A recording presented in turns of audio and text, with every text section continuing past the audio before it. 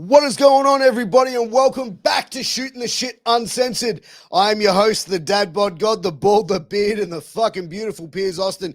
And tonight, I am honored and privileged to have this guest on. He is a WWE Hall of Famer. He is the unpredictable Johnny Rodz.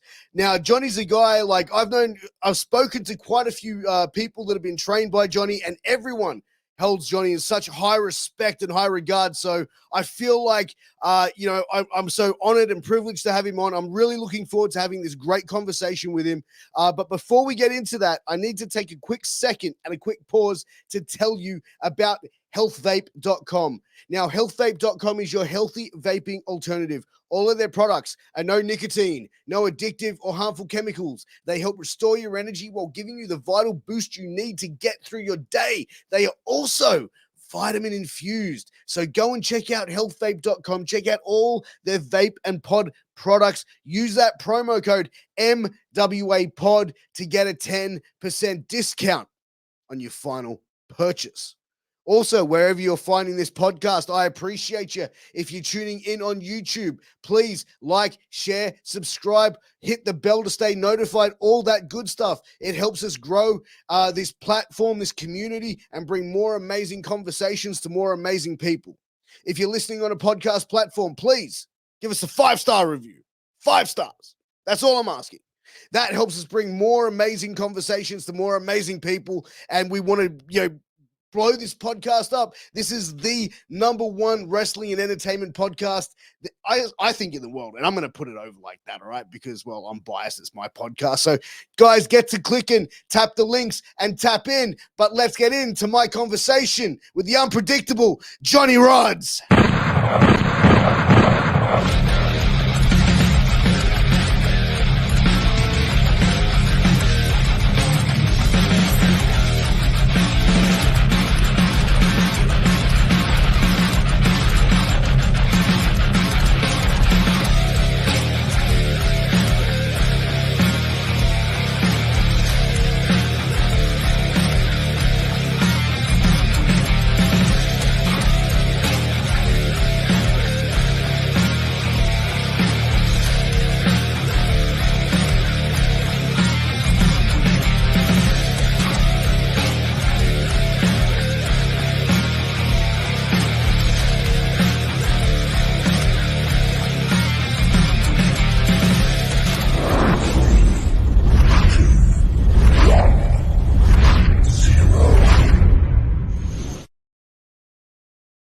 Unpredictable Johnny Rodz, thank you for joining the show, man. I'm really excited to have this conversation with you, sir. I've been hearing a lot about you from my boy, one Jeremy the Corner Man. He's my main man, handling my trouble over over this thing here. I'm telling you what, with all that power you just brought out, I feel like I'm in space. Thanks, man. And, huge shout out to the Quarterman One, Jeremy, for helping facilitate this interview. I really appreciate him. And, and getting into it, I feel like we were just talking before, and you were saying how, you moved over, to the United States at 11 years of age from, Puerto Rico.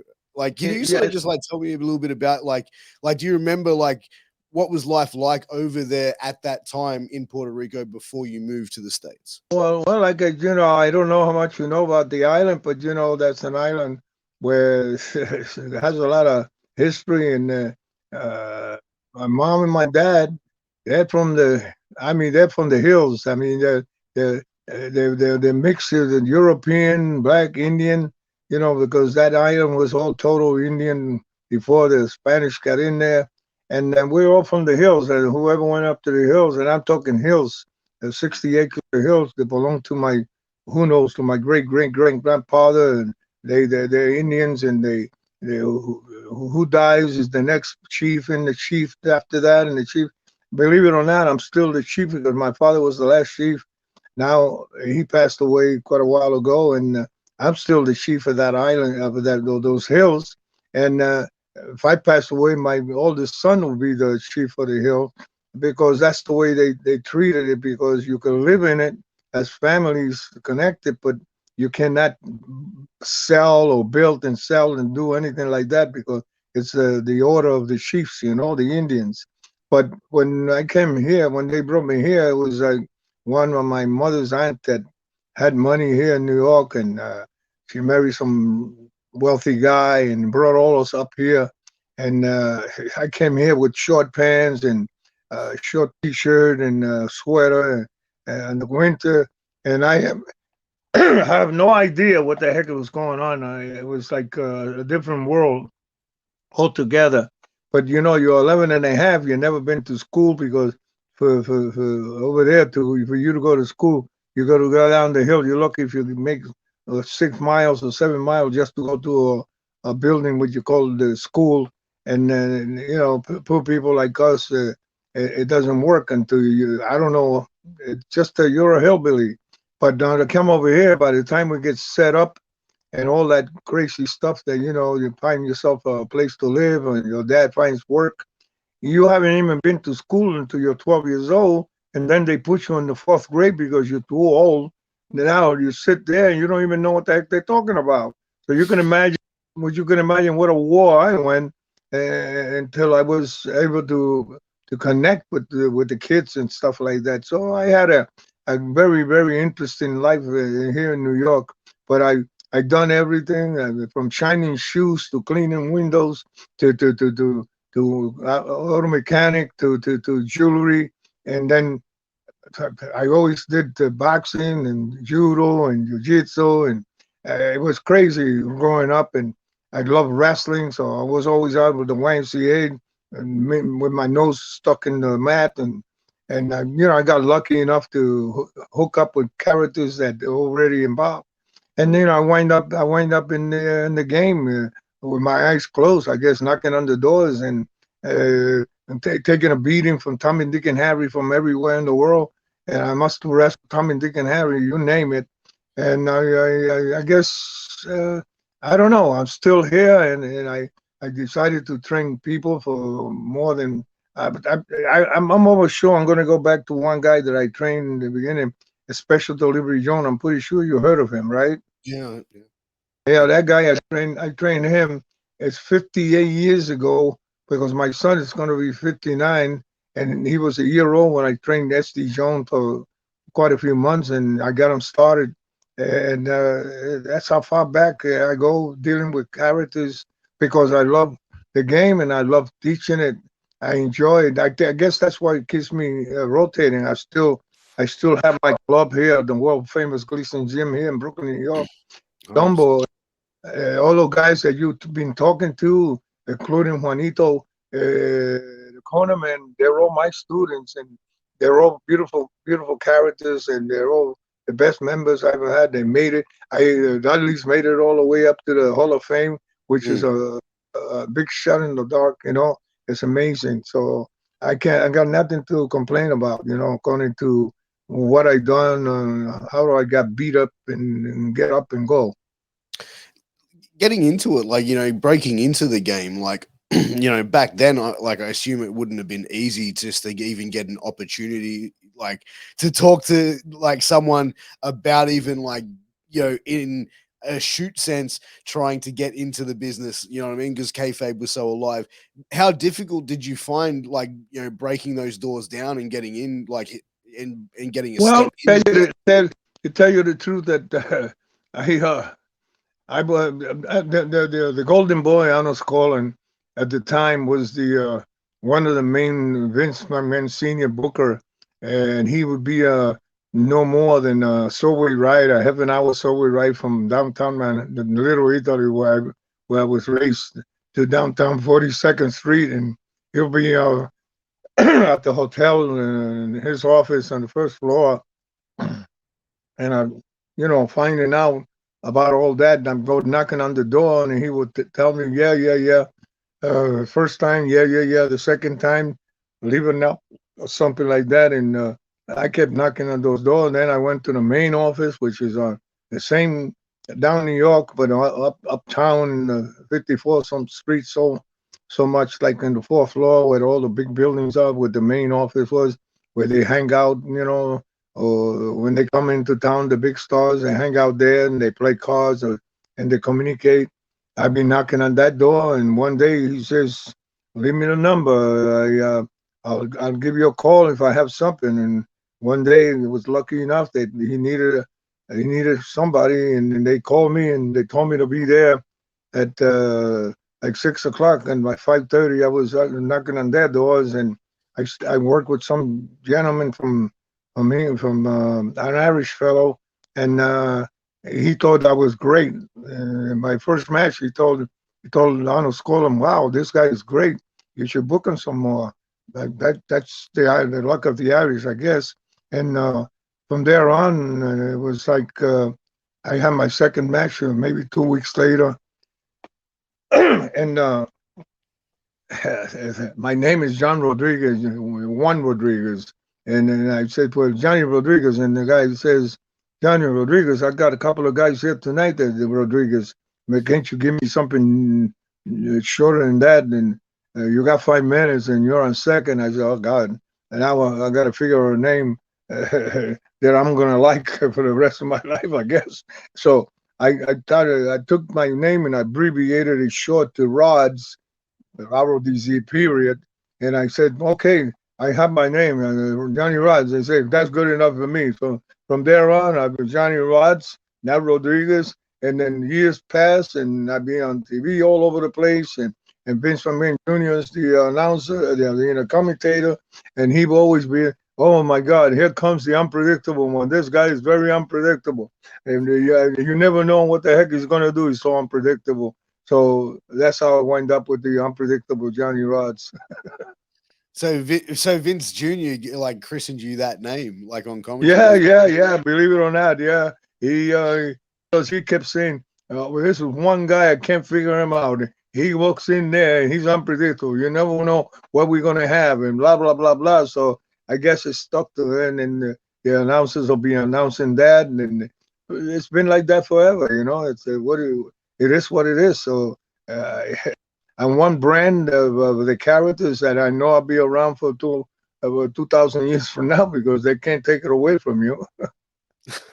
Oh, 100%. And like, when you like heard the unpredictable Johnny Rods and him sort of putting that over, like were you like instantly like drawn to it going, "Hey, that's pretty good," or were you like, I don't Oh know no, about that? I'm the type of character says, like I said, coming from the place where you got nothing, and when you're able to get something, no matter what it is, whether it's a pair of shoes, a shirt, or a jacket, or a name, or some kind of light for your life, I always appreciated what God gives you, and God is written in your testament. You can't say what you're going to be or what you're going to do. Only the man up there puts you there, and it doesn't matter. So I always accepted everything that's coming to me, and it makes me feel happy that I'm still here talking to you, and a lot of characters. I still training people.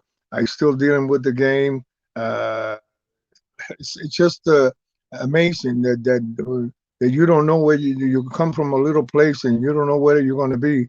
I've been so many places, from the Middle East to Canada, from Hawaii to Alaska. It's just amazing the places that I travel around, just doing this thing, and you never thought that you're going to do that when you were a little guy, thinking, "Wow, what's all this all about?" You know what I mean? Yeah, 100%. Um, one of the things I wanted to ask you is like, can you tell me about your experience wrestling in Japan? Well, in Japan, when I went to Japan, it was the first time I went to Japan, gosh, so many years ago. Vince McMahon Senior sent, I think, about 5 or 6 of us over there. I was one of them.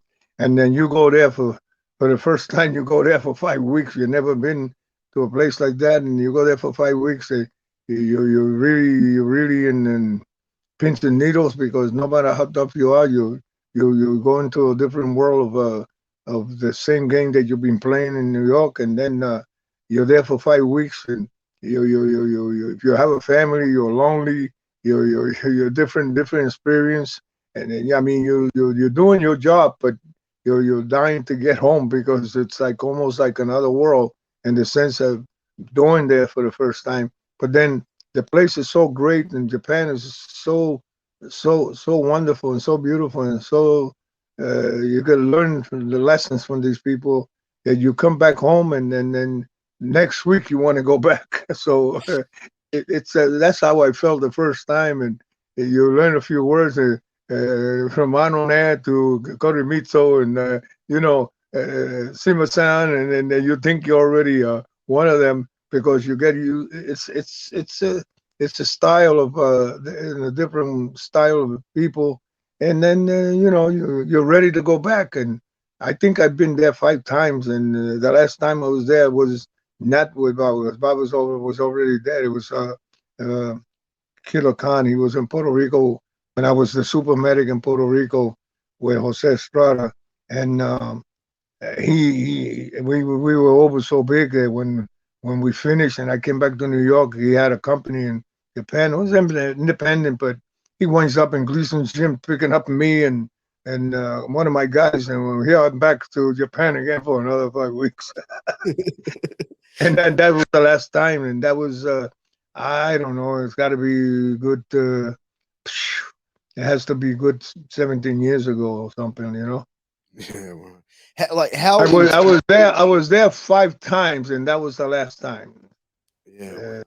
Yeah. How intense was the travel for you, like in the peak of your career? Like, I mean, like as far as like the WWE schedule, like it's been well documented, traveling like 285 days out of the year. But for your era and your generation, was it just as intense? Like, was the schedule more so? Like, how often were you home? Well, when it comes to traveling, if you're meaning like how do you travel? Well, say you live in New York, and then there's all characters. They come to New York they come from all over the state to wrestle in New York. Well, Vince, well, who lives in Connecticut? Who lives in New Jersey? Who lives in Pennsylvania?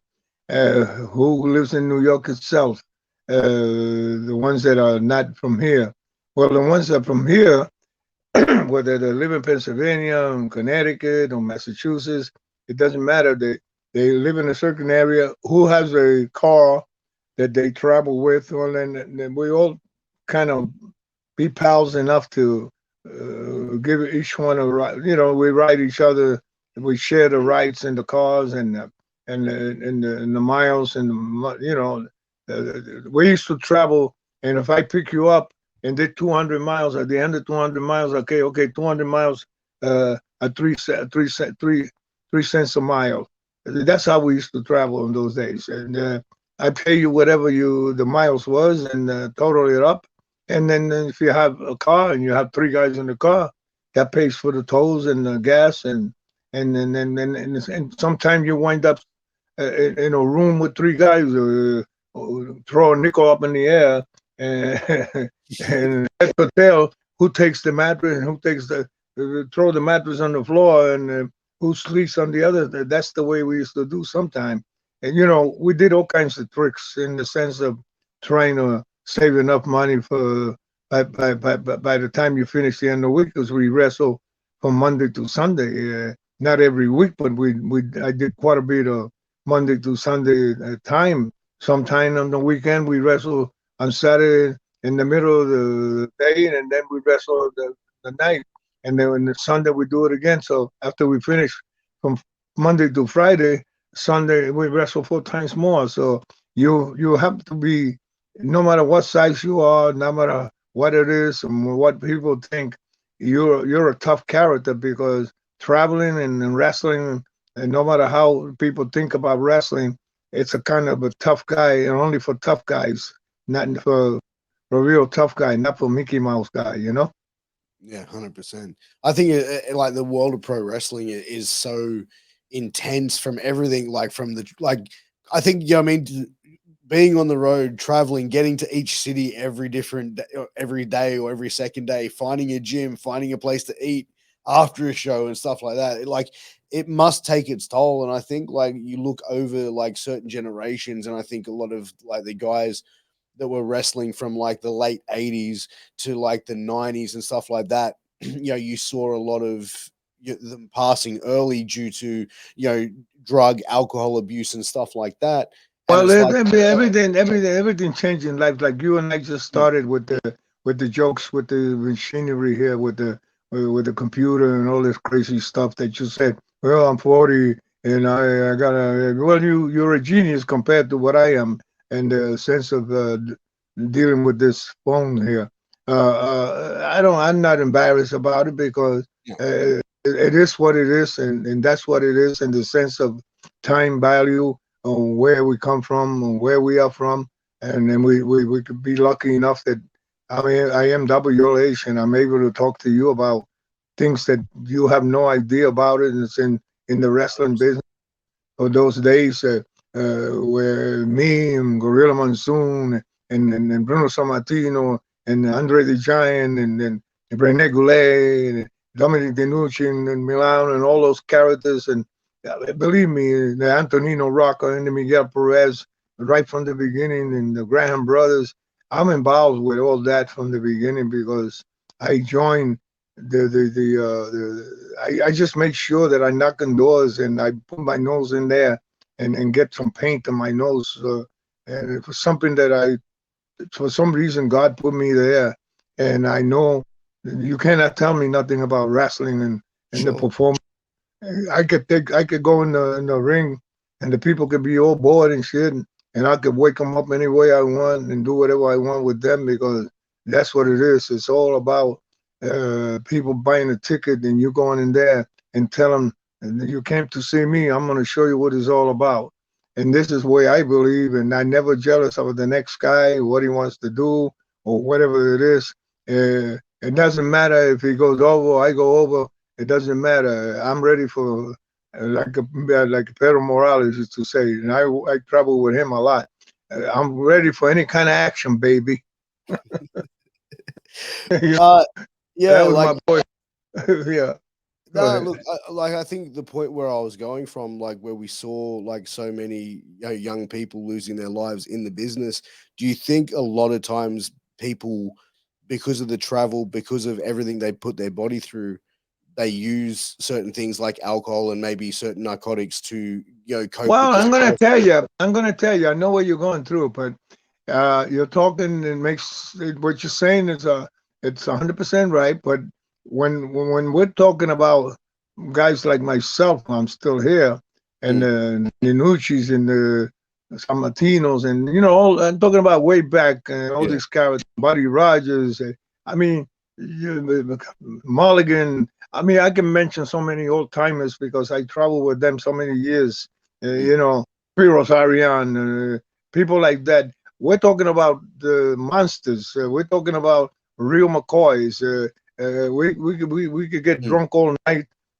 First of all, when we travel, as soon as we finish the show or whatever we are, we're gonna make sure that we're gonna find some place where we could get a good steak and good food, and we're gonna munch we can't munch no more, and we're gonna drink our good cold beer, and then we're gonna be ready to action for whatever time you want to rest, and then next day you're either ready to go to the gym and work out or do some squat, and you're a monster. You want to go. You're the real McCoy. You're not dealing with a bunch of babies that cry because the miles are long. We could travel 300, 400, 500 miles and ready for any kind of action and continue on through the night if we have to. Sit down, enjoy ourselves, and then we have to do what we have to do. We became real McCoys, real pros, and I'm so proud to say that I can mention all those names, and I did it with them, and I'm still here. Today, we don't believe none of the steroids, and we have vitamins, and we had to work out, or we drink our good beer and our good whiskey. That doesn't kill nobody if you do it the right way. 100%, 100%. Everything's fine in moderation, right? That's right. And listen, you could have a nice piece of steak and good food, and you could drink all the beer and all the whiskey you want, and that's not going to hurt you because that's healthy for you. And 100%. I'm right now. I'm ready for boy. Forget about it. I've been through a couple of ups and downs. I had a triple bypass this a year ago, and now I'm going to go next month. They're going to put a pacemaker on me. My wife is going for a hip replacement the next week, which I've been praying for a year now. That we could get good doctor that could do a good job, because she's a hell of a girl. She's only 65. I'm way older than she is, and this is my second wife, and we've been together for almost 47 years now. So Wow. she's a trooper, and I'm a trooper, and she keeps me running, and I keep running, and I'm gonna be here to take a couple of more bumps, you know. Oh Absolutely. yeah, oh yeah, oh yeah. You look like you're in phenomenal shape. I walk up the ring, couple of steps, and yesterday I was there, and I got a little not upset, but I got some good kids in there. I had about 17 of them in the ring yesterday, and it was already almost 10 o'clock, and I said, I'm gonna show you guys that what timing is. Where I don't have to move to make you work. And then they look at me with open eyes because they know what I'm talking about. And what happens that they fear the sense that I'm so old and they're so young, and how can this guy still do moves or make me work, make me feel that I have to be careful the way I produce my stuff toward me, you know? Mm. Because I told them, if you don't have that, get out of the game, because you're going to get hurt and you're going to be not growing too long. Today, everybody's jumping around and it looks great. And I saw a couple of matches this week, and my wife says, do we have to watch this? And I say, yes, I have to watch it, because I have to study the game to pass it on, to make sure that you can only sell an antique, and then somebody have to want it. If you have an antique of any kind, somebody wants it, but by the time somebody wants it, you're going to be broke. Then you don't know if you're going to get that, and somebody's going to buy your antique. So then, we're antique. Whatever new it is, I have to teach I have to teach you the good, the bad, and the ugly. You know what I mean? 100%. How much of the A different world is a different world of training. I've been in it, so I'm not a stranger to what's going on in the independent world. But the companies themselves, I'd agree, they change everything, so everybody is forced to run around and make believe that they know what's going on, and they kill the business, but there's still the new people. They're a fan, don't know nothing about the business, so it doesn't matter. You see? Yeah, 100%. Like It's back. how much of the modern wrestling would you say that you watch like on a weekly basis? Are you watching like WWE shows, No, AEW? when I watch TV, I don't watch it because I already know what's going on. I watch it by turning I mean, just clicking the thing, something that I see that interests me to see what's going on, just to watch whatever they're doing now in the new world, for 15, 20 minutes, and that's about it. I Yeah. don't need to be watching everything, because it's not going to, first of all, it's not going to entertain me in any way, and it's not going to make me excited about nothing, because, like I said, as old as I am, and they could put me in that ring, and I could take a guy and work with that guy at my age.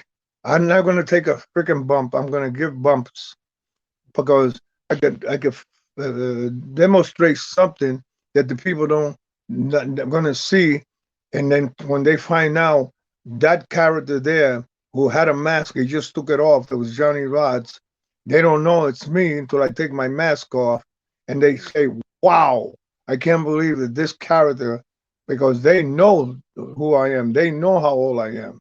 So to be able to produce something under a mask and then take the mask out and show what I'm talking about, that's what the real McCoy is, you see?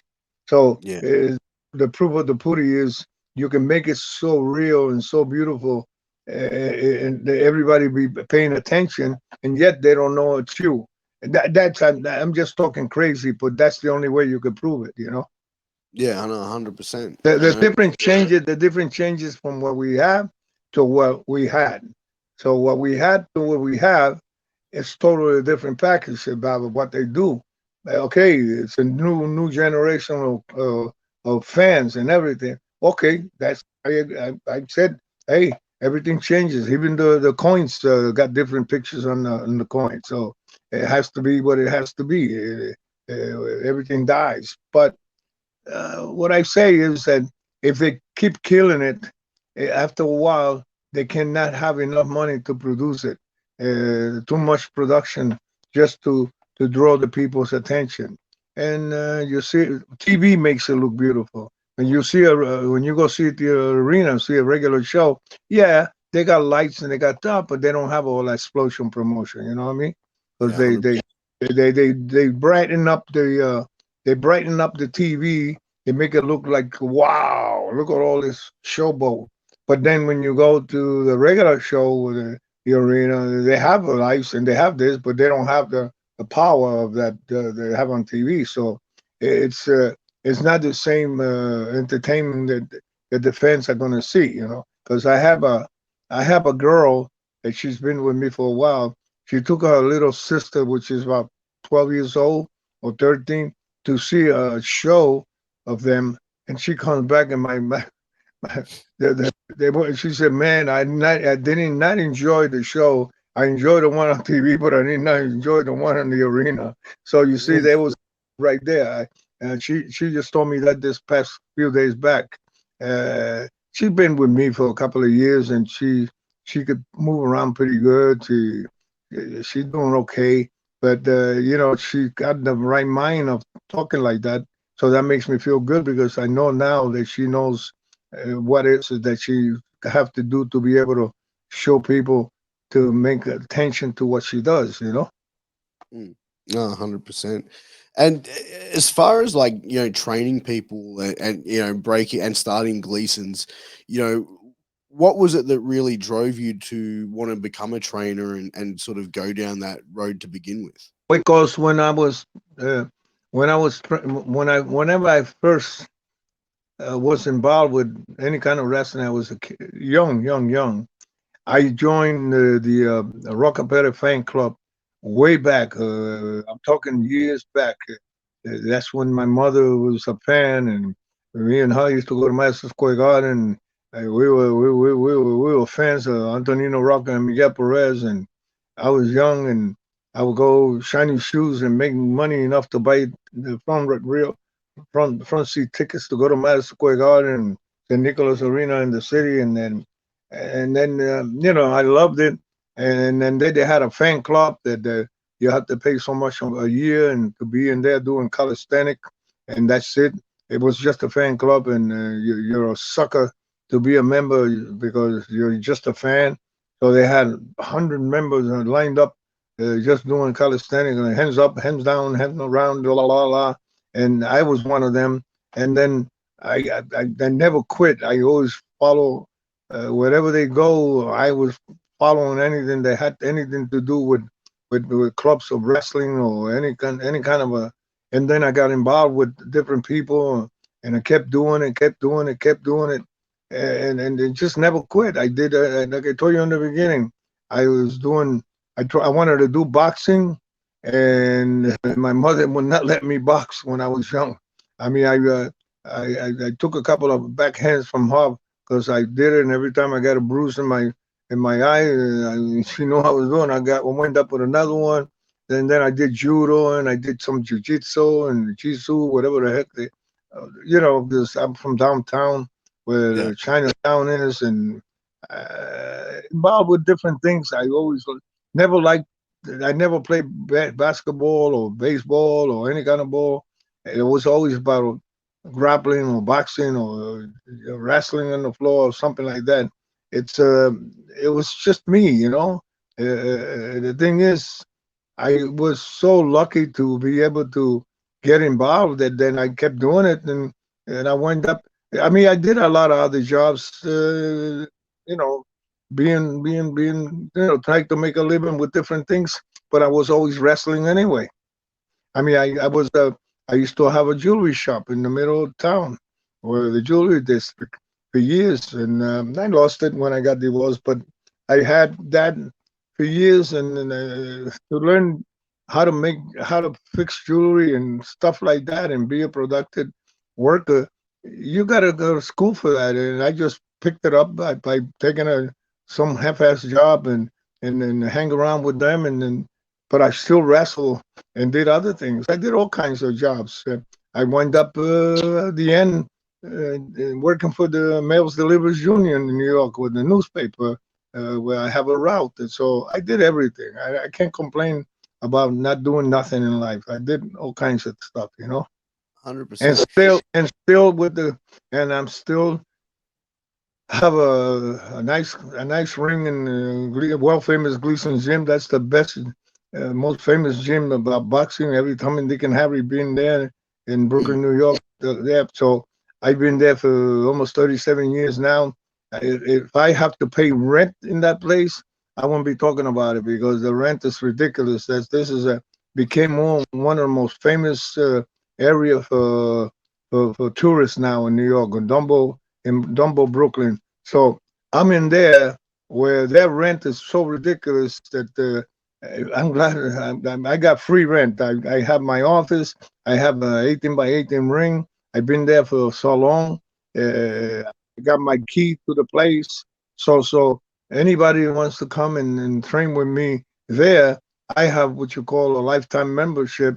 I pay for it. I want it back, and then they can stay and follow the order. If they follow the order, they might make it. So, as I said before, so many guys that I trained that that they made it all the way to the Hall of Fame. So you could make it in Gleason's gym with me if you have the heart to come and put it down. You know what I mean? 100%. And you'd have to say like Gleason's gym would without a doubt would have to be the one or one of the top wrestling gyms or schools in the world in history of professional wrestling. Yes, but by far, you're saying the right thing. The reason why I said by far because I'm going back so far. Well, like I said, SD Jones. I found him in the Bronx, and he wanted me to help them out. I had a basement apartment where my son was born. Not a basement apartment, a basement. In the basement of the building my son was born in Manhattan. There was a guy there doing bodybuilding, and not bodybuilding, a heavyweight bench, and he had like a little gym in the basement. He lived there with the super. Let him have it for a certain kind of money a month, and he take guys, train guys weightlifting, so he could make the money to pay for the basement. And he didn't pay the rent, so I wind up taking it because I was above them in that building when my son was born. One time I went to the Bronx and they wanted me to help some of the guys with the club in the Bronx. They wanted me to help them out. I went. They said, "Well, I got a couple of guys you could wrestle with." I saw the black fellow, and I said, "I take the black fellow over there." And he says, "Well, but the other guys are better. He just new. He don't know nothing." I said, "Well, I take him. He looks good. He had a better body than the other guys." I said, "I don't need the other guys to work. I could work." So I took him. I worked with him in a good 20 minutes.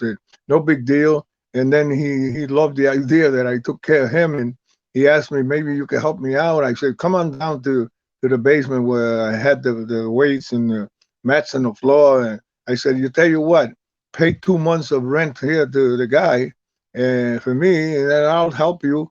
And then one day, I'm going to tell you this, it's a real good one, because I'm pretty sure you heard of SD Jones, right? Yeah, 100%. Okay, so Gorilla Monsoon used to do shows in Trenton, New Jersey, and he says to me, "Johnny, I need a guy for Trenton, New Jersey. Maybe you could get one of those guys that you help out." And I said, "Well, maybe I will." And so Pedro Morales was something then. I was driving with him, and Morales live in Queens. I live in Manhattan. I said, he picked me up downtown. I says, "I got this fellow with me. Can you take him with me? He says, no problem. So I told him, come on with me. Maybe you could get on. So I brought him to Trenton, New Jersey. We walk in about maybe 6:30, and Gorilla Monsoon comes running. Johnny, did you get me the guy? I said, yeah, here it is. Here it is. He goes, and what's your name, fellow? And he shook his hand. He goes, Ephraim Conrad. He goes, what? What was that? And he said, what? Ephraim Conrad. So he says to me, Johnny, what kind of wrestling name is that? Because Ephraim Conrad, SD John is from Antigua. He has like an accent when he speaks, fast. So Gorilla Monsoon said, Johnny, what kind of wrestling name is that? I said, wait a minute, what are you asking me for? You asked me to bring you a fellow because you need it for substitute. And now you're complaining. Here it is. I brought it to you, special delivery. He goes, special delivery, John, and you're working with him 20 minutes. So that's how he got his name, Special Delivery John.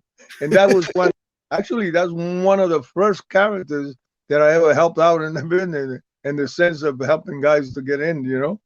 And then, you got the Jose Estradas with me, and quite a few guys that, I think it's a long run, there's a lot of stories, but according to the fans today, if really the only ones that are really interested in these type of deals is the old timers that still are running around, their fans, and they hear people like myself talk, they enjoy it, Yeah, 100%.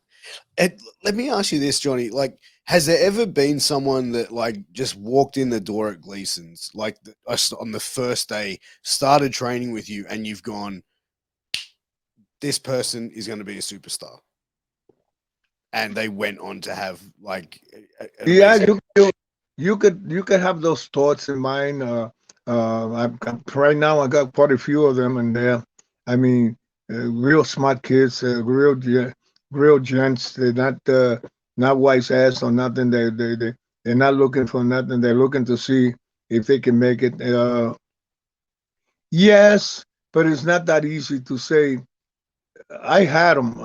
Oh my God, I had them. I had guys, twin brothers, like uh, tall, 6'6", 6'7", 280 pounders.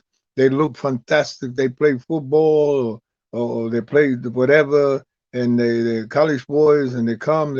I had them, and they work out. They walk around with their chests out, and no matter how much I did with them, no matter how smart I was, they didn't pass go, because it's just the mentality.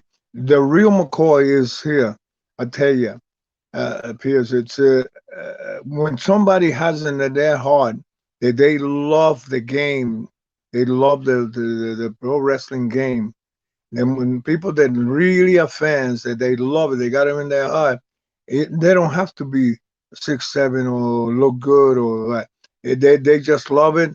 And as long as they take training and they get a chance, they can make it. Because I've been around so many years, and I've seen so many characters of all sizes, and the ones that you think that they're not going to get over, those are the ones that they wind up selling out, and the people who love them in every which way.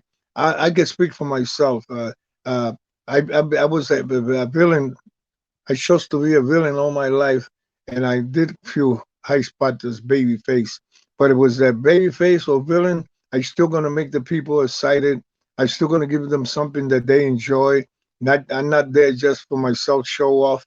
I'm there for the fans that pay their dollar to go see a match, and not say boring. I don't want to hear that.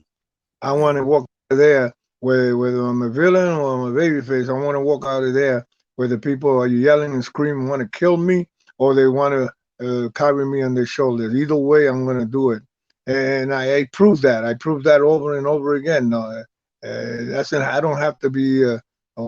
Look, I was Java Rook, and I won the 22-man battle royale. I was #1 in the world in 1976.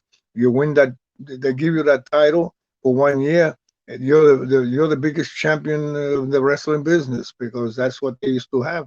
They didn't have no WrestleMania, and I was one of them. I don't know if you know that.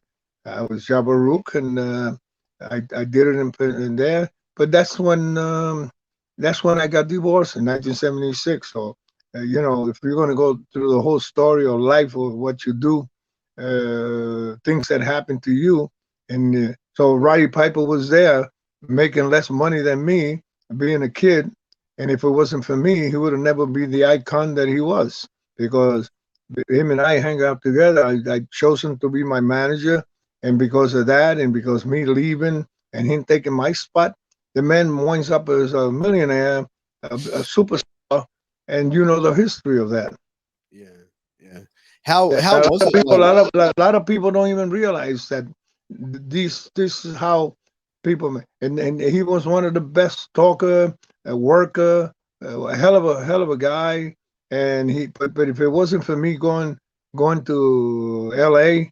in 1976 and becoming the 22-man battle royale winner, and I chose him to be my manager, and I didn't leave. I left the place. He has to take my spot.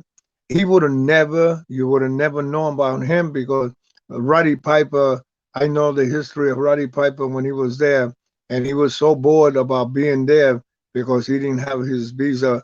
He wanted to go back to Canada, drive a truck, and forget about wrestling, just local. So you never would have known about Roddy Piper. But like I told you before in the beginning, God has it all written up. So no matter what I say or what, it was supposed to happen. You know what I mean?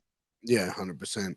It's originally what made you choose Roddy Piper like to be your Because manager? Roddy Piper, when I went to, first of all, I'm Puerto Rican. I don't speak Arab. All I know is one word, halas. Halas means that's it, that's it, that's it. So I learned that word, and I did. The reason why I was Java Rook, because Tony Newberry, the Mongol, Guido, Guido and Pepper Mongol, remember them, right? Yeah, yeah. Okay. Well, Guido Mongo, him and I traveled when he was here, the first from Canada, and a long time ago when he came, and he was no more than 240 pounds and my size, and he was bored because we traveled miles, and we got wind up with $35 payday or $25 payday, and he was pissed off. What the heck, blah, blah, blah. Bruno had his territory then, and he said, I'm gonna go. You know what, Johnny? I'm gonna go to Canada, and I'm gonna do something, and I'm gonna make some money, and I'm gonna buy Bruno Sammartino's territory, blah blah blah, because I'm gonna be a promoter. I said, don't forget, when you buy that place, remember to book me so I can make some money with you, because I figure he's joking. This guy went away, comes back 5 years later as the Mongols, and Yeah. they look like monsters. He gained all kinds of weight. He dressed up with like Mongolian, and then he made all kinds of money. He did buy the territory. So now I go to wrestle for him in Pittsburgh on TV, and he wanted me, but he says, I don't want you as Johnny Rodz. Maybe you could be an Arab or something, because I had to be here and all that. I said, what the heck? I don't have equipment for that. But I said, I'm ready for any kind of action. You're a worker. You're a worker. So I 100%. went and cut the beach, the bed sheets, and cut it. I cut it twice. I made a headpiece. I put something around tight, and then I figured out the Jabba Rook because the boots were JR. And I went on TV and then wrestled with Tony Marino, the Batman, and I had a ball with him. They sent people. From there on, I was for that territory. I was Jabba Rook.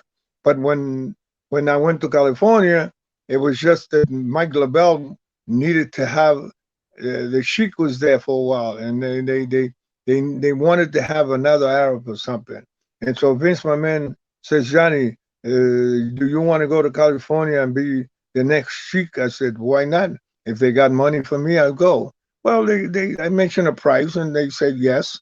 So I went, and I got the 22-man battle royale. So now I'm number one in the whole freaking world for a year. So Piper was there up and down, doing baby faces. He wasn't really making no money, making a payday. But then I saw him. He was a good talker. He got the flute. So I said, hey, Piper, when we go to the office and maybe we could talk him to you switch over and be my manager and talk all kinds of shit. And Well, we tried once, we tried twice, and they kind of convinced them, and they say yes, and then the rest is history. We're nothing but heat. But the thing is, it was a bad year for me because I was in California, my family wound up in New York. So what happens was, I don't know, there's no way I could fly back and forth every other week or so like that, taking my family. So my ex-wife was in the Raw, and my son was running around with a girl because he was already 15 years old, and he thought he fills his pipes, and so I have to leave and come home and take care of business. So I kind of dropped it off, and Piper took over. You know what I mean? And then Yeah. from there, with the heat that he had, and then he's the best worker there is.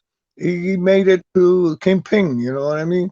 And that's the way it is. I don't feel bad about it because, like I said before in the beginning, if God wanted me to be a big money maker with that year, because that's when you make your money, I could have done it. But it is what it is, and that's what it is. Yeah, no, 100%. What was it like working with Billy Robinson? Billy Robinson is it's okay. I mean, I work with him in the garden, and uh, I mean, there's no how do you say there's no secret. Vince McMahon wanted to see.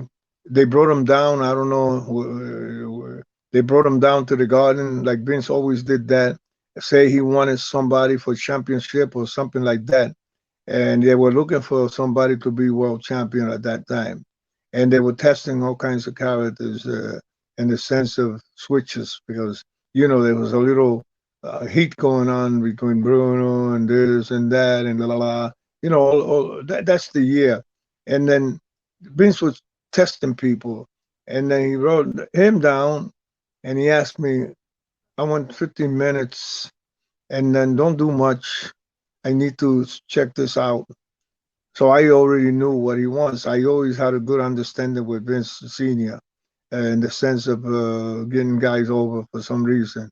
And I went in there, and I might have done one or two holes. I tried to make a little comeback, but because Vince says, do whatever I need to see, don't do too much. He did whatever he had to do, went over, and that was it. Vince made up his mind that he didn't need him because if you work with me and you do all the shooting and get over, that doesn't get you over. So he doesn't want that. He wanted a match, understanding that he would be by himself, having a match with me, not just over. Not saying that he was a bad guy. He was just a wrestler that has his pride, and he wanted to prove that he was the best. Well, Vince paid him, sent him back home. He never used them, you see. So that was it. That was the only match I ever had with Billy Robinson. Uh, it was an understanding that if he would have got over in a different way with me, Vince probably would have had a chance to make him an offer. Mm. But that's it. That's the real McCoy right there. One of the best wrestlers in the sense of shooting, and as far as I know, there's a whole lot of them. I mean, I met quite a few, and that doesn't scare me at all. I mean, I'm not I'm no shooter, but I could take care of myself, and that's the only way to go. I had a lot of guys that try to make it look like a monkey sometimes, even though we're playing games. And I tell them, okay, you could play all you want, but don't get mad if I play. You know what I mean? Yeah, 100%. I'm a good guy, brother. You want to play? I could play and perform at the same time. That's what I'm proud about. I could do whatever kind of play you want, but I also want to perform for the. I'm only there for the folks. I'm not there for the guy who wants to play. He wants to play, let him play. But I'm gonna play my game, your game, and the game for the folks that pay the money that we're gonna take home, Papa. You know what I mean? Yeah, 100%. And I like love that. like it's interesting. Like another thing I wanted to ask you because you mentioned earlier owning a jewelry store, and a while back I saw like I was reading a bit of information, and I'd like for you to sort of clarify if this is true or not. That the big green WWF championship belt, the one that Hulk Hogan beat Iron Sheik for. I read that you actually made that belt. Yes, yes. I like I said, I was you could call it a half-ass jeweler, but I had my own shop on the in the Diamond District, at the jewelry district up on 46th and 47th Street. I had a shop up on the 10th floor. I had it there for years. I loved the game of playing jewelry, and uh, because they wanted to have a 10 carat ring dressed up. They had a regular belt. They had a regular belt with plates, but they want to move the plates, all those plates with the name on and everything, and then make it into some gold plate. So we did the 10 carat instead of 14 carat, because 10 carat was good enough, because you're talking about a big plate, so that's enough money. So I made it for them, and it was around. I mean, I made it and I brought it back. I know they used it, but before you know, it was gone. I don't know. Somebody Was must it have. used that long? Was it? No, I think somebody robbed it or something, because I never heard the story what had happened to it, but I had a story about somebody snatched it and they took it and it disappeared. I heard, But like it's interesting because like there's a lot of people like I think like the wrestling fans that are like belt collectors that are now are probably going to hit you up to get an original big green belt made by Johnny Rodz. So you might well, I tell you're you what. I tell you what. I have one in the office. It's so freaking old. I have it in there. It weighs about freaking 20 pounds. It's so solid. It's really ugly, and yet that's the original belts that the Gorilla Monsoon used to order every time for the office. And there was a character. He was just a local boy that then found somebody in Connecticut who used to do these castings, and then make belts. So he found a gimmick where he could get all these belts done real quick, and then Gorilla Monsoon used to order all the time those belts way back, way back. And they don't make them no more like that. They were Those are the ones that they used to be on TV all the time, and they're real heavy with the eagle on top and all the rhinestones on it.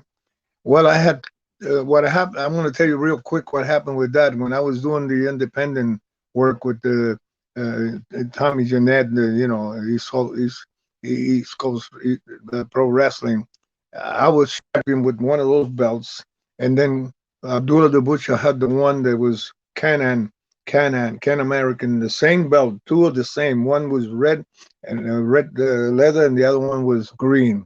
I had the green, he had the red, but they're both the same style exactly.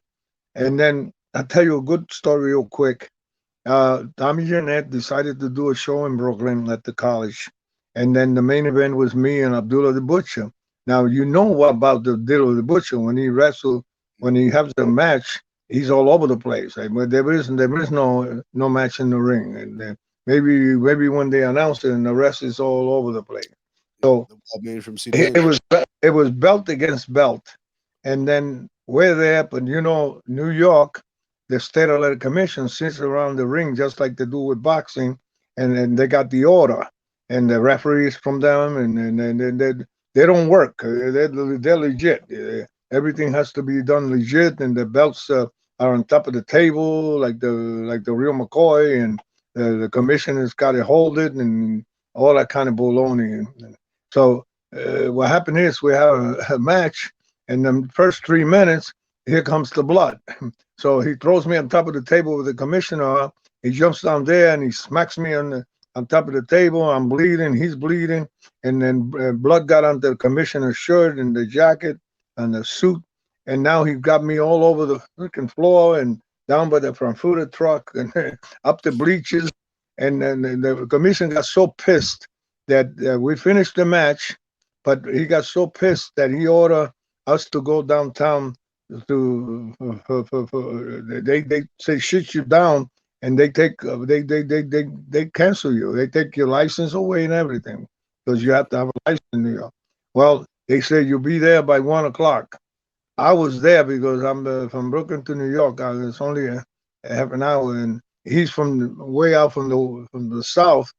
And I don't know if he was going to come to New York just to be there for a hearing, but I was there, and they have the belts in the office in the commission, both belts. Like I said, they had them both. They took them, and they're not gonna give them to us until we go there. Well, I was there at 12:30, and then here's 1 o'clock. He never shows up. They waited another 15 minutes. He never showed up. And I sent my piece to the commission. I said, Commissioners, you guys know that I've been here for many years. I never disrespected the order. I always follow the order. You know what went on. You were there. I cite. You know that I didn't go to your table. He put me on your table. I have no idea, but I had nothing to be guilty about him. Well, they knew that, so they decided he didn't make it. He was suspended from New York, and then they took the belt and they ordered me. They gave me both belts. So I wind up with both belts. No more than maybe some guy found out he was after that belt because that's from the Canadian belt. Can you know? Can American belt? He had it. It was like those things. Somebody from Burlington, Vermont, who was very close to Canada, knew was after some fan was after that belt because Abdullah the Butcher. He found out that I had it. He comes down to New York, and he comes over and sees me at the gym. He says, "I would like to buy the belt." He says, I got $900. I'm going to give you $900 for that belt. I says, I'm not selling it. I'm going to keep them. I said, well, no, I'm not selling it. So I said, I tell you what, if you really want it, I want $1,500 and you could have it at that time. Well, he left. A week later, he calls me. He says, I'm coming down to pick up the belt. So they took it out, the red one. I have the green one. I still have it, and it's really old. I mean, they don't look shiny like they gold plated. They don't look shiny like the ones you see today. They look like toy. And it weighs a whole lot of weight. It's very heavy. For sure, it would be. I got that belt. The other belts, the guy that bought it is up on Burlington, my mind. Those belts are from that time. The ones that you saw on TV with the guys before. That other one that you're talking about, the 10 carat, that was just a special that the Gorilla Monsoon wanted me to make, and I did it, and it was just the plates, all gold, nice, because I could do that. So it's I don't know. A lot of people came out and they want to buy it, but I never want to sell it. Oh, for sure. No, like that's one of those things. Like, why would you? Like, that's a bit of history. That's something of yours and a momentum, really, to really remember. Yeah. Matter of fact, I'm talking to you. What I'm going to do when I go to the office, I'm going to put it over my shoulder, and I'm going to take picture, and I have we'll send it to you so you can see it. Absolutely, that'd be great. I'd love to see it. Everybody that comes to the gym, I always put it around their neck and say, take a picture of it. They look at it like, wow, this thing is heavy. And then I get a cut of it. They're not fancy. They're the real McCoy. You know what I mean? Oh, absolutely. One of the things I also wanted to ask about as well, because you've trained a lot of women involved in the world of professional wrestling as well.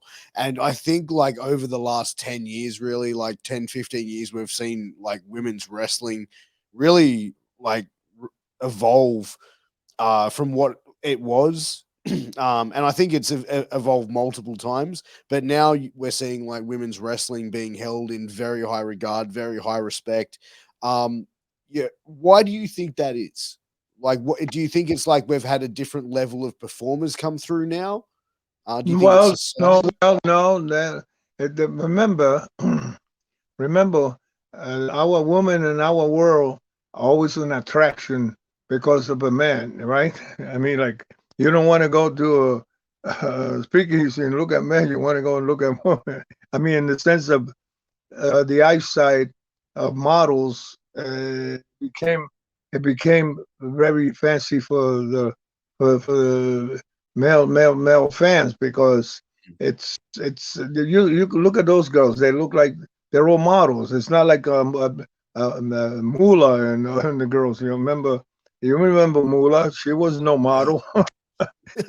So when you came to see Moolah and her girls, you saw a real wrestling match with the girls. You didn't see a fancy match girls with all the paint on it and all the blonde hair and all that crazy stuff that they do. It's just it's a total different world. So well, the guys are doing the same thing. They come up with all the gimmicks and chains on their neck and earrings and I get embarrassed when I see a guy who wrestles with earrings in the ears and a chain in his neck and I don't know. It just drives me crazy. That's the only time I feel that wow, I was at the game I was doing. So Like, I that could found give it. you. Yeah, go ahead. I'm sorry. Sorry, no. I was just gonna say I found it interesting, and like Angel Medina, who I've known for quite some time, told me this story, and it was like I remember seeing the footage of like when Big Vito was doing the gimmick in WWE where he was wearing the dress, and like to his credit, I feel like he really got that gimmick over, but like I really found it hilarious when he like turned up to Gleason's and he's training in the dress, and stuff like that. Was that something that you were aware of that was going to happen? Can I say something? I love the kid. Mm. He's still a kid because I'm way older than him. I mean, I'm way older than he is. And he came to me. He was always a hard worker of training.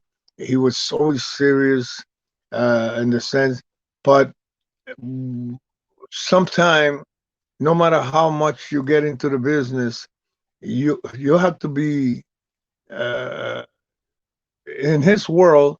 He was more like he went into a world where he was still a mark in the sense of doing well. Let me put it this way, and maybe I could get away with it.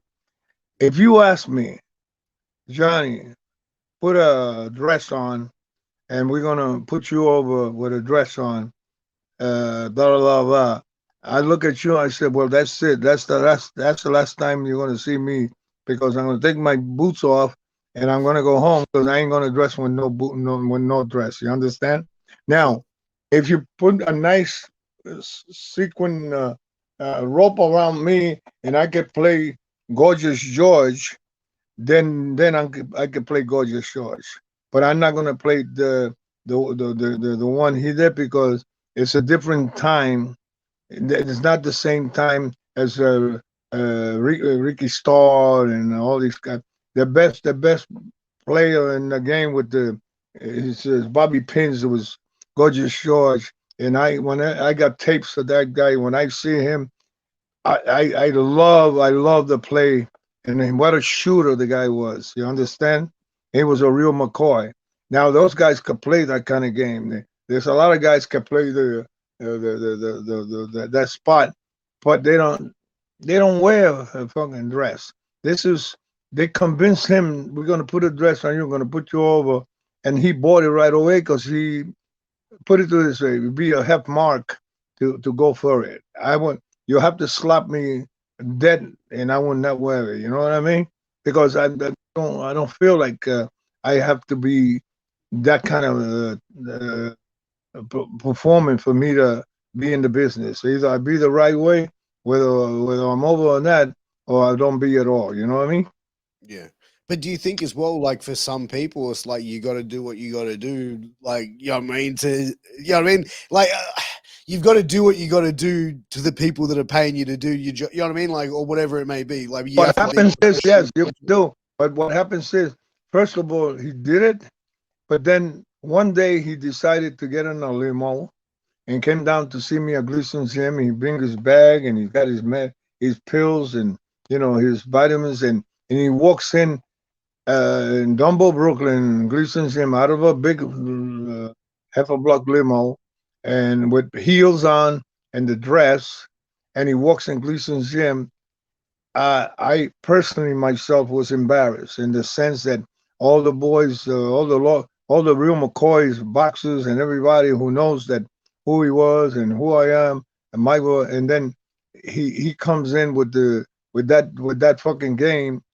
You don't need to perform in Gleason's gym with a dress and high heels to come and see me and work out, because now you're a mark. Well, that's I always thought that he never got away from being a mark, because if you do it on TV, then do it on TV, but don't come down to the gym where you come from in front of all these boxers and everybody, and then be walking on that, because now you're not performing. You're just showing off that you're a star on TV, and then you want everybody to see you, the star on TV, for what?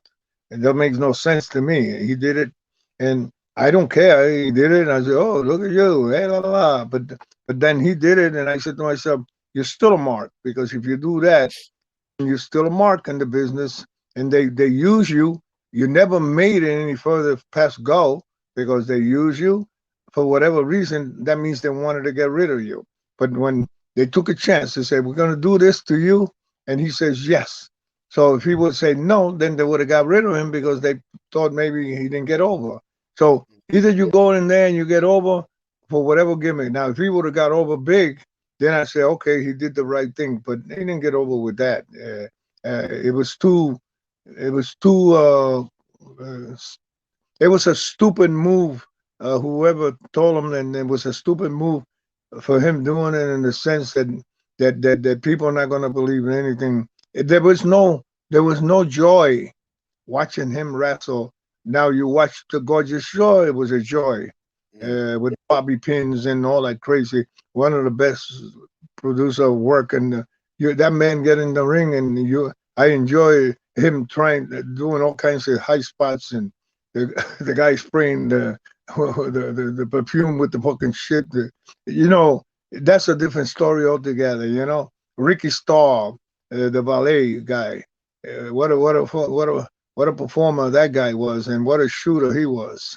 You see, you're talking about different style, and it just didn't fit. It didn't fit for me. It didn't fit. It was not the. It was not. He's a nice kid, and he wanted a business, but once you did that, it was over. You know what I mean? They never kept it. They never pushed it to be anything special. They just used it to see, and then they didn't get over with the people and the sense of. So it was a marked spot. I mean, I know you're smart enough to know what I'm talking about. It's I'm just also being respectful to the fact I'm not in agreement, but it's got nothing to do. I'm not in the business as a pro wrestler to go and call someone who is a mark. You know what I mean? Like, you can, because you've earned that right. I can't. I'm just, you know what I mean? Like, so please. Yeah. The funny part about it is that he is a nice guy. He is a good player. He loves the business. He always did. But he fell into where whoever, not the bookers, but the manufacturer of gimmicks and stuff in there. I don't know if you know who was, because I know. Remember, Pat Patterson was in there, and all those guys, and you know them. So it was always one of them guys' idea. They come with crazy ideas that they don't have no heart for the person that they figure they need that idea. I don't think that they needed that. They could have pushed him as Big Vito. He wasn't that big, so the word Big Vito doesn't belong there, because he's not a giant guy, big like Bruce Brody or anything. So the word Big Vito didn't go in there for the gimmick. So I think they did it just to get rid of him. And then if he didn't like it, he would have quit. But then he didn't quit. He says, "Yeah, I'm gonna do it." So he's got balls enough to walk around like that. I personally, you're gonna have to put a gun in my head for me to do that. I'm just not gonna do it. And I don't care how much either you want me the way I am, or do something with me, but I ain't gonna put no dress and heels and walk around like a fucking whore. You're not getting over. Listen, you're not getting over. I never liked that. I felt bad for the guy because he, I love the kid, and I don't want to say nothing, Yeah. but I felt now you're being ignorant in the sense that you love the business so much that you're gonna walk around. No, you're gonna have to smack me in the jaw, and I still not gonna fuck that. You know what I mean? I just can't do it. Sure. No, and it's understandable. You know, you've got to do what you're comfortable in doing, and you know, if he was comfortable in doing that, then you know that's what it was his decision Yes, to yes, make. that's what happens. That's what really kills the business. That's what really kills the business. You either could do the job the real McCoy, like Gorgeous George or Ricky Starr or people like that. That was the real McCoy style. They're not Gears Aid. The guy's not a Gears Aid, but they played that fucking game so beautiful that you remember the audience that came to see those guys had bow tie on it and sat there with the wives all dressed up just to see a wrestling show and see that guy, and then he'd be shooting up bobby pins, gold 10-carat bobby pins to the crowd, and then break their necks and to grab it and come. The places sell out just to see a guy wrestle for 15 minutes doing all kinds of shit because he. Oh man, I enjoy that. See, I watch. I got a video and I look at it all the time. I said, boy, what a freaking worker that guy is. You know what a worker and what a wrestler. You know, it's they weren't. It wasn't a. The gimmick was just to draw. The attention was beautiful, but this one here, it was just it never attract me to belong in it at all, and I feel bad for him because he was innocent. You know, he just wanted to be in the business, and he did whatever they told him to do, and then he's out of there. So they really didn't do anything.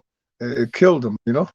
Yeah, I mean, but you know, I think that that's the thing is as well. Like you know, with pro wrestling, you know, we see it. It's like a lot of people like you come through, and then it's like the career slowly. You know, that top spot's clearly Well, yeah, starts to come to an it end, was and there. It was there, and next minute it's not there. So it yeah, was a waste. It was a waste of idea. It never did nothing. Fans did not really give a shit about it, and it's not like they, oh, we love Rick Vito, nothing like that. They really not. They really didn't draw the attention. The fans didn't never got excited about the gimmick at all. They just saw a guy with a dress in there, and to them it was probably wow, wow, that's it. And it didn't get over in the sense that the fans are going to go crazy because they want to go see them and draw a crowd. The whole business is about drawing the fans, drawing the crowd, put people on their seats, and yeah, and then and if you say I went to California, said, you want to be the Sheik. Well, I went there, and the first match I did got over. And the first day that I got in the ring without any manager or anything got over. And then but me and Piper, the Mexicans were shooting at us in Bakersfield and Lancaster because we had so much heat between me, Piper, and what's his name, Chavo Guerrero. We have many events over there, and they love him so much, and they hate us so much that the police has to take it out of town because we got over so quick. And then because of the gimmick and the idea and the performance, the people believe in it. People have to believe, no matter what kind of gimmick you got, they have to believe in your gimmick and your idea of work for them to come and see you. Either they want to throw rocks at you or they want to kiss you. That's the name of the game. That's how yeah. I learned and how I believe in Get it. that emotional reaction from the audience. Exactly, brother. That's the way it is. It doesn't, and believe me, even today they're flying all over the place and a lot of explosion promotion. But the company's doing a lot of explosion promotion for you.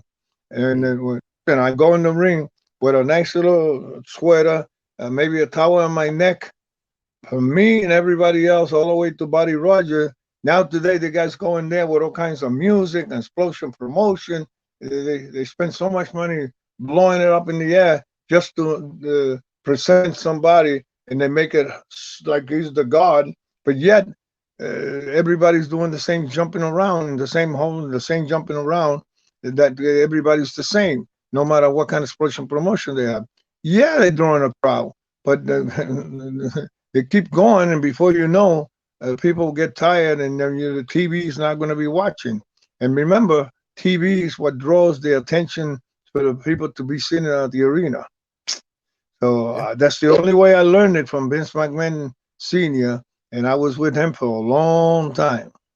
I worked with the company when they were Capital Wrestling, they were Titan Sport, they were WWF, then they were WWF, and then they were WWE.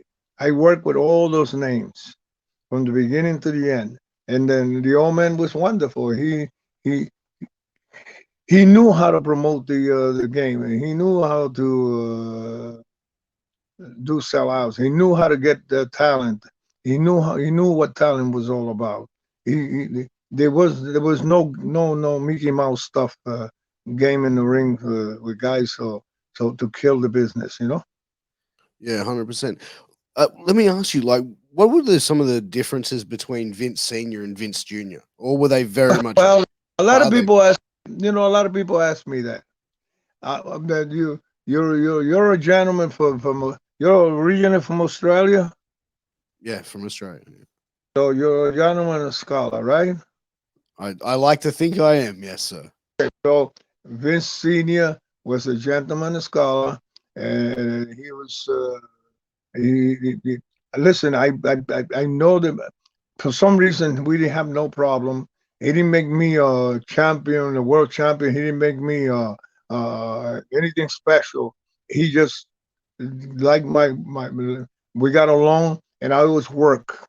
It doesn't matter how many years I've spent. I'm the longest running character in New York with the company for years and years until the guy died. And I don't think nobody beat me for the longest running with a company for all the names and all that they had, because I always had work. I live in New York. I didn't want to go. I went to Canada. I went here. I went there, just for a little while. He sent me. I come back. When people come here, wrestlers, and they leave, they come and wrestle here for a year or two, and they leave. They come back 5 years later. Johnny, you're still here? Yeah. Well, where am I going to go? If I'm in New York making $1,300 a week, and then I'm going to go to Canada and make 14 because they're going to put me over, I'm a fool, because I have to move my family. I have to do this. I have to do that, and then I'm not really doing anything special. So now I'm going to move over there because they're going to put me over on TV for a little while just to do. I never thought that always thought I don't want to live in that glory. Either they give me work and work here as a regular show, and that's it. But that man was a gentleman and scholar, and he was not the same. The son is not the same character as he was. He was when he tell you he's going to do something, he did it. This gentleman now, the son, doesn't have the pleasure of the game except for themselves, explosion promotion, and then they're on icon. So then they do what they have to do, and there's nothing you could do about it, because it's not the same individuals in the sense of the gentlemen that they listen to your feelings of of working with them. You understand? They're Yeah, not gonna. 100%. They feel they only want you for one reason only, and if they can't do nothing with you, they don't care where you wind up in the gutter. You understand? So Yeah, I don't have the same feeling, because it's not just because they made an explosion promotion, but that's because you took somebody else, you took your father's power and did whatever you want, and then you got greedy and you took everybody else's territory and didn't give a damn about. You can care less about the people working in it, in the territory. So you destroy everything, so just so you could be the killer. So how good you want to talk about, you know? do you think, like, if Vince McMahon hadn't come along and bought out every territory, do you think the territory system would still be able to exist in this day and age, or do you think someone Yeah, else would have just come along yeah, and made no, it? it would still be there would still be a promoter in every state because it was like that for years and years and years. I mean, pro wrestling started in the early 1800 in the South, in the sense of they came from Europe, from everywhere, and little by little they started doing the circus bullshit. Wrestling never was wrestling. It was two guys would get in the ring and be shooting for 6 hours just for $500, and then it was a shoot and a work as a draw. But the promoters decided instead of having that, let's start working in it. Put a little circus work in it, and then but still, in my time, everybody was a wrestler. Everybody knew how to wrestle. I mean, you go in the ring, the guy wants to go behind you. You're still a wrestler, not a Everyone maybe was legit to a certain level, right? yeah, not these Mickey Mouse guys that go in there jumping all over the place. They don't know nothing about no real McCoys. I have a lot of respect for the real McCoys, and not because I was in it. And I mean, I'm gonna say it in Coney, I'm an old DJ Bizak.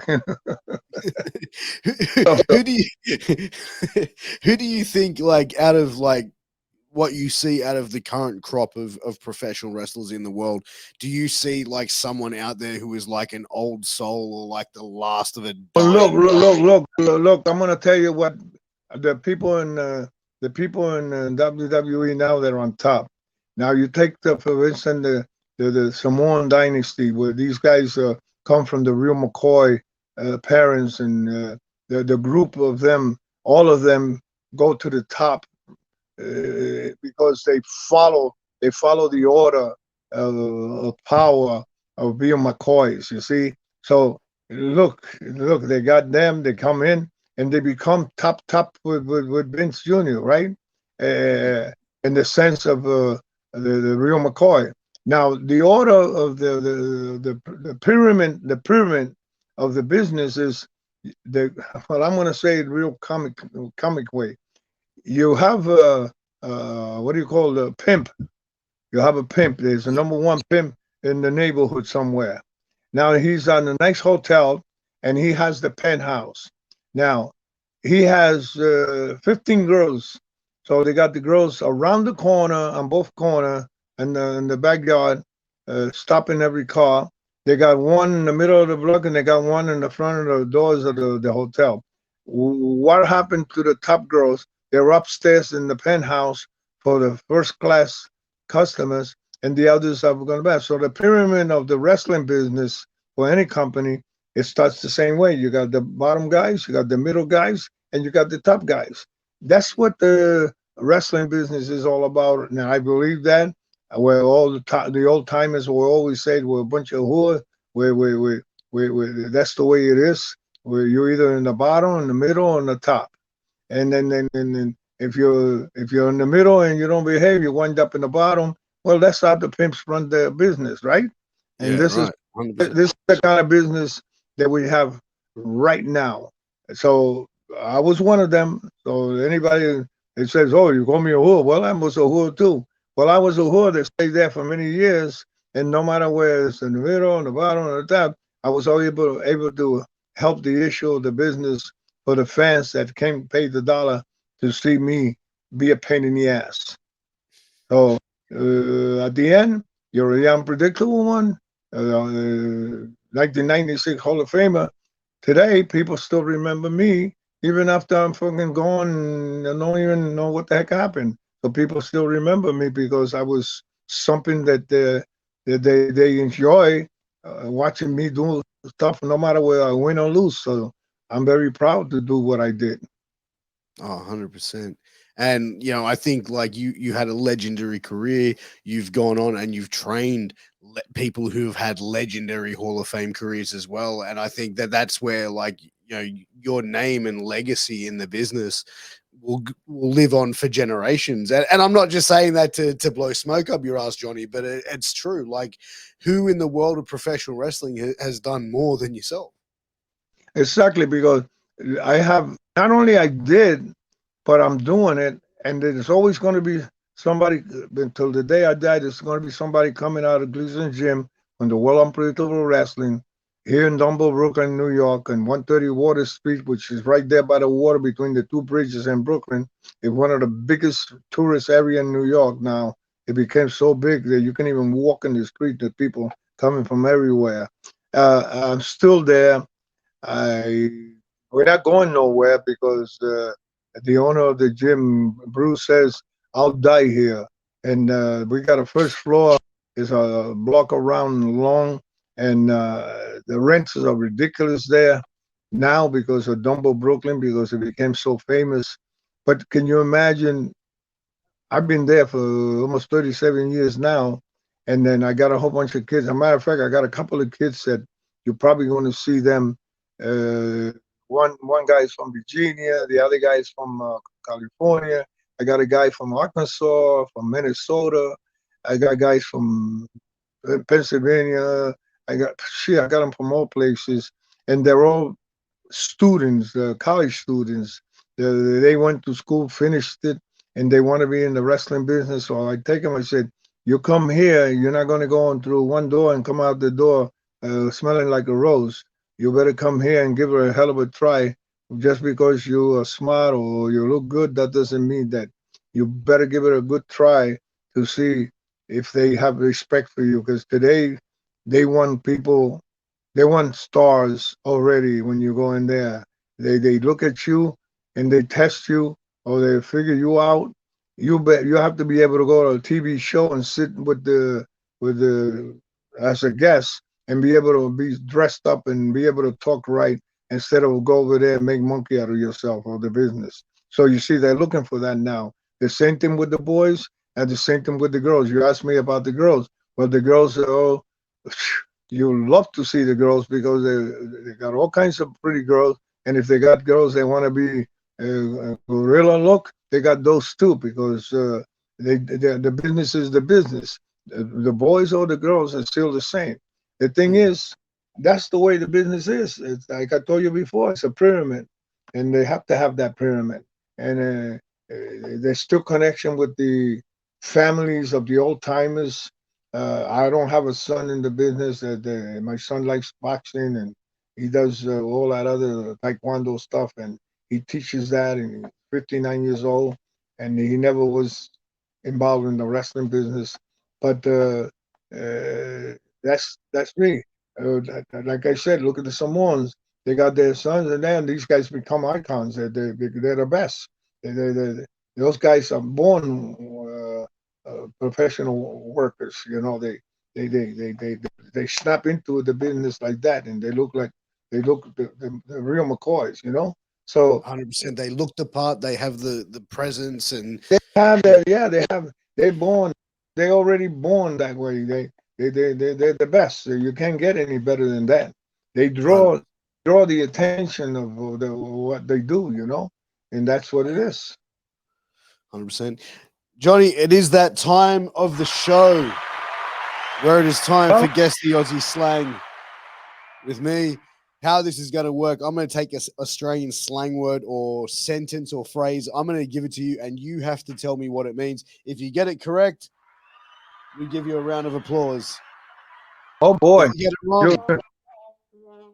If you get it wrong, we give you the beeper. Okay, so or the horn. So I'm probably going to fail because I got two languages. It's all good, man. This is all about having fun anyway. But the first Aussie slang word or phrase I'm going to use is loose unit, and I'm going to put it in in a sentence. That guy is a loose unit. He's a I would say he's a moron. You know what? I'm going to give that to you. So what it means is it means someone who's a little bit uncouth or a little bit weird. A moron. In my world, is that he's well, a moron. Yeah, a little bit of a jabroni. He does stupid things. Yeah, exactly. Okay, so next one is buggered. Faggot. Buggered. Buggered with a Buggered. Buggered. Oh, that thing is buggered, mate. That is buggered, mate. Mm. Means well, because I still think that guy is stupid, guy. No, it's something like okay, so you can use it in two different ways. If I say I feel buggered or I'm buggered, it means like I'm tired, I'm a bit like worn out. If I say, oh man, that thing is buggered, that means like I'm saying that thing is fucked, like it is broken. Okay. So I'm tired. I'm bored up. Oh, you are. Okay, I got you. All right. So the next word I got for you is clucky. Clucky. And I'm going to put it in a sentence for you. Hey, don't you hand my wife that thing. She'll be clucky and want another one. Clucky. Okay, so it means like you mess with that, I'm gonna knock you out. No, so what clucky means is, and when I said like don't hand my wife that thing, I'll say that sentence properly now because it's like if I said it, you would understand it. Don't hand my wife your baby because if you do, she'll get clucky and want another one. So getting clucky is like when women are like near babies and stuff like that. They're like, oh my god, blah, blah, blah. Oh, I want to have a Oh baby. boy, that's a strong one though. Yeah.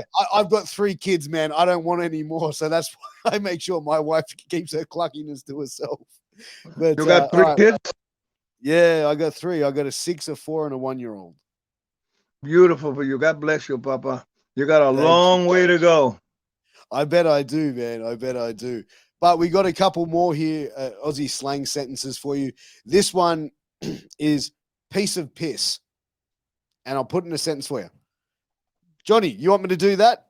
Piece of piss, mate. Piece of piece. Piece of piss. I'll take care of you later. No, Boy, so piece of piss means like if you ask me to do something, I say, yeah, mate, piece of piss. That means like, yeah, too easy. No dramas. Like, yeah, done. Wow. I'm a failure. Nah, bro, not at all. Not at all. Okay, so we got another one. Talking about piss, right? So here's another one. Get on the piss. Hey, Johnny, do you want to come over to my place? We're going to have a barbecue and we're going to drink some piss and we're going to get on the piss. Do you want to get on the piss? So you're going to get on the piss. You're going to get knocked out. No, like we're going to get on the piss. That what it means is we're going to get on the alcohol. We're going to drink.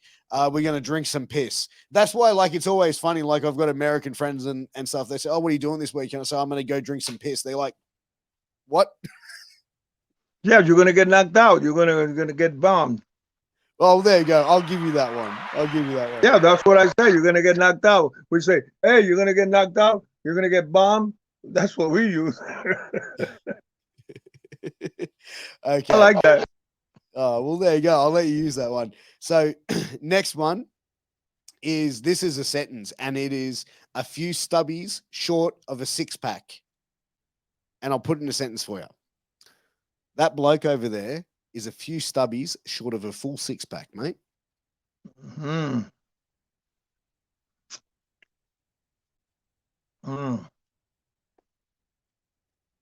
He's ugly.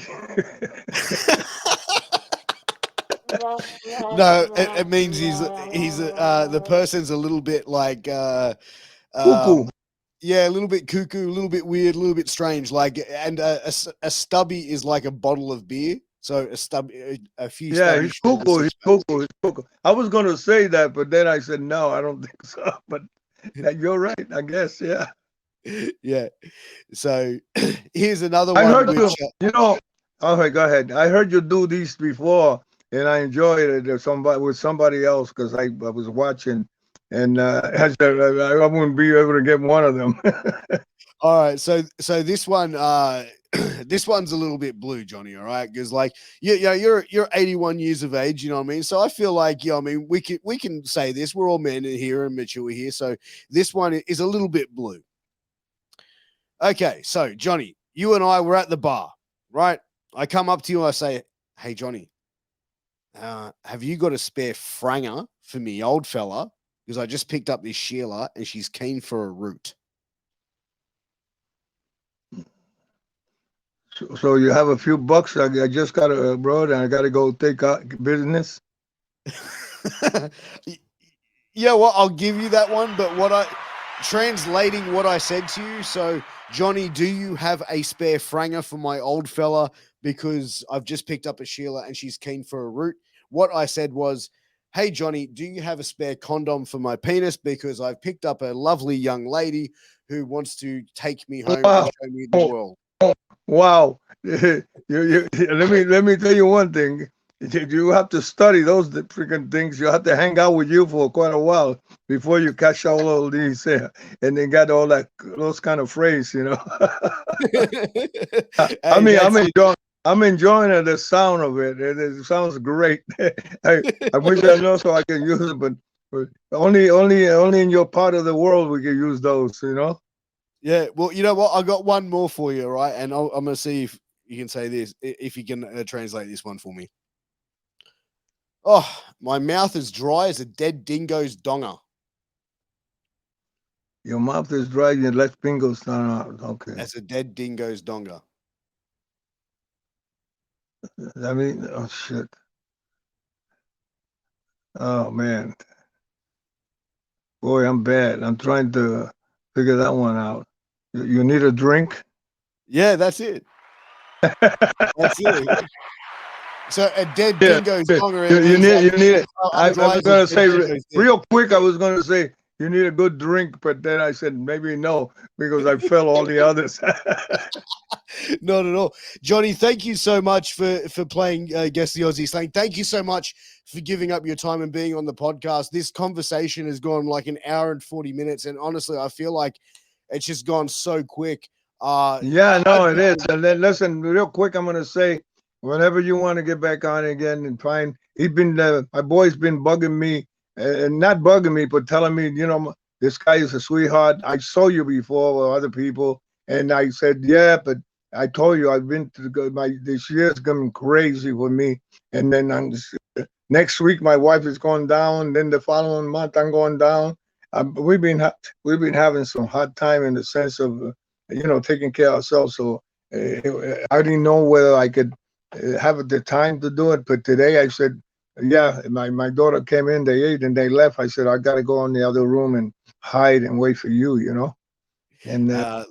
I appreciate you giving me your time, Johnny, and I feel like there's been a few times where I've interviewed certain legends in this business of professional wrestling where like I feel like I get an education in the business, and this has definitely been one of them.